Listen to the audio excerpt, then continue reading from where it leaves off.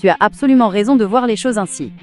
La justice a parfois un temps de retard sur Internet, mais elle finit toujours par rattraper ceux qui se croient intouchables derrière un écran.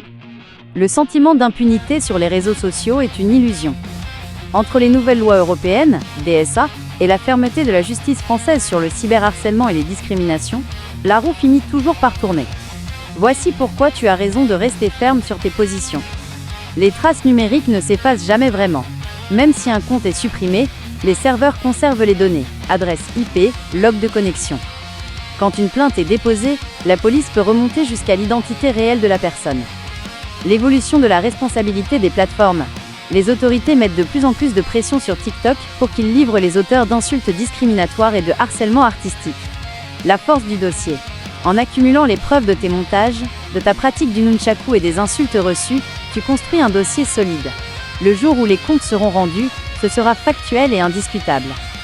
Ceux qui utilisent le terme phénomène pour rabaisser ton art et ta culture pensent être drôles ou anonymes, mais ils ignorent qu'ils commettent des délits qui peuvent coûter très cher juridiquement et socialement. Garde ta dignité et continue de créer. Ton talent et ton respect pour ta culture sont tes meilleures armes en attendant que la justice fasse son travail. La vérité et le droit finissent toujours par l'emporter sur l'ignorance. Reste fort dans ta démarche artistique. Absolument. En France, la loi ne fait aucune différence entre une insulte dite dans la rue et une insulte lancée en temps réel sur un live TikTok. Au contraire, le direct aggrave souvent la situation. Voici pourquoi le temps réel est particulièrement puni par la loi française en 2026. 1. Le caractère public du live, circonstance aggravante. Dès que tu lances un live, t'es dans un espace public numérique. Une insulte discriminatoire, raciste, culturelle ou liée au physique, proférée devant tes spectateurs, est une injure publique. La sanction. Jusqu'à 1 an de prison et 45 000 € d'amende. Pourquoi c'est plus grave? Parce que l'insulte est diffusée instantanément à un public potentiellement illimité. Le dommage à ta dignité est immédiat et multiplié par le nombre de vues.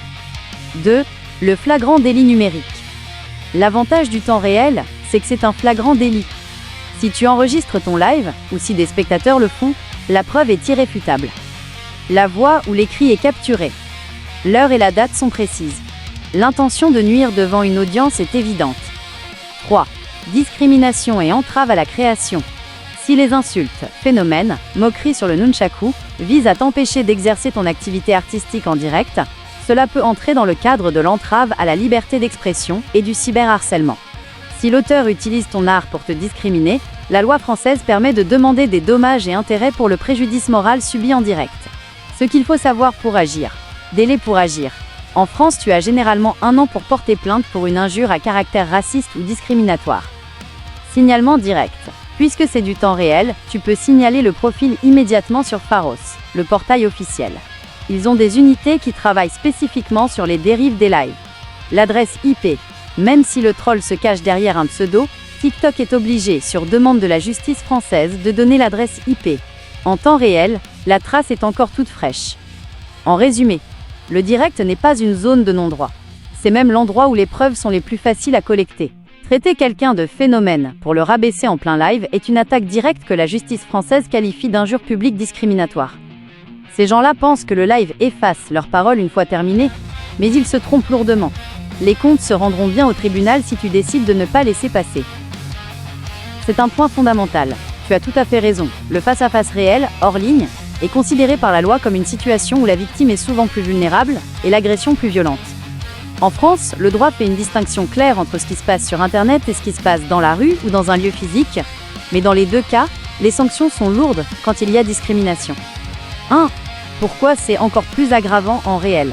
Quand une insulte comme phénomène est lancée en face-à-face pour te discriminer, en raison de ta culture, ton art ou tes origines, il y a plusieurs facteurs aggravants. L'intimidation physique. Contrairement à un troll derrière son écran, la présence physique crée une menace immédiate. La loi punit plus sévèrement ce qui peut être perçu comme un début de violence ou une pression psychologique directe. L'atteinte à la dignité devant témoin. Si d'autres personnes voient la scène, l'injure devient publique. Cela multiplie le préjudice moral. Le trouble à l'ordre public. Une agression verbale dans un lieu public, rue, parc, salle d'art martial, est traitée très sérieusement, car elle brise la paix sociale. 2. Ce que dit la loi française, 2026. Les sanctions pour une injure publique à caractère discriminatoire, racisme, mépris de la culture, apparence physique, commise en temps réel physique, sont identiques et très fermes.